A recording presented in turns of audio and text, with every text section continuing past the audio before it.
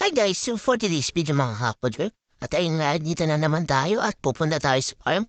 So nasa Valenzuela na kami guys at ayun nga kasama ko si Papa at saka si Mama. So ayun, nag-stop over lang kami kasi umulan na malakas at grabe guys, full tank na naman si Snipey. At ayun nga mga kapodyo, nandito kami ngayon sa bandang Valenzuela.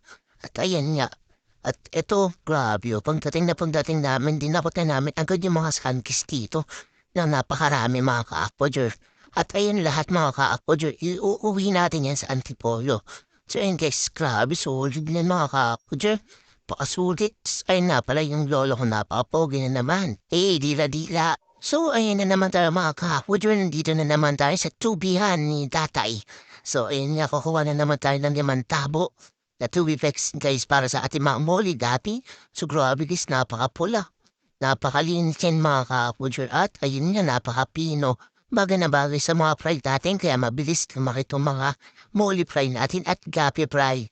So yun pala guys ang sekreto pag gusto mong ibombahin ang mga gapi at molly mo. So yun nga pala guys, so shoutout sa'yo tatay sabi niya. At ayun na mga ka-podger. Grabe o, tingnan naman o. Sulit o. Napakasulit ang biyahe dito. So yun nga pala guys yung mga tubi na ini-stack nila. Kumbaga pinapatinin nila para umiwalay yung mga burak. So hindi sisilipin namin ni Lolo Rex. Ay, grabe oh. Tingnan guys, ang dami yan guys mga kapodyer. Tingnan napakasulit yan. So ilang batya yan mga kapodyer. Silipin natin, ay grabe diba? Ayun pala guys yung mga tubi na nakakuha nila. So bali, pinapatinin nila yan. Grabe at tingnan lang isang kabila na to. Solid. So bali guys, at ayan, humiwalay na yung ibang burak sa Tubifex. Grabe, ayun ko lahat to. Mas meron pa dyan guys sa baba. Ayun. Kanya mapapansin yung parang fish mo na yan. Daming tubig yan mga kapodyo. Yan. Di lang masyado manina kasi sobrang liwanag. At grabe rin, napaganda.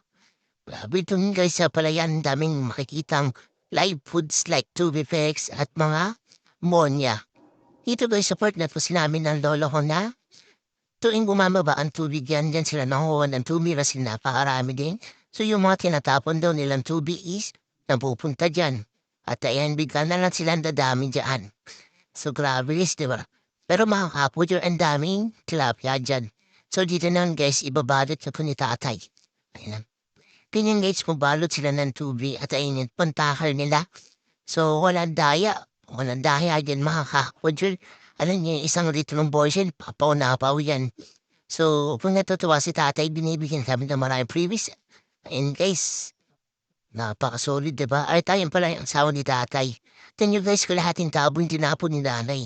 Sabo yung mga dumi, mga burak. Ayan. Yan. So, ayan guys, at shoutout kay kuya.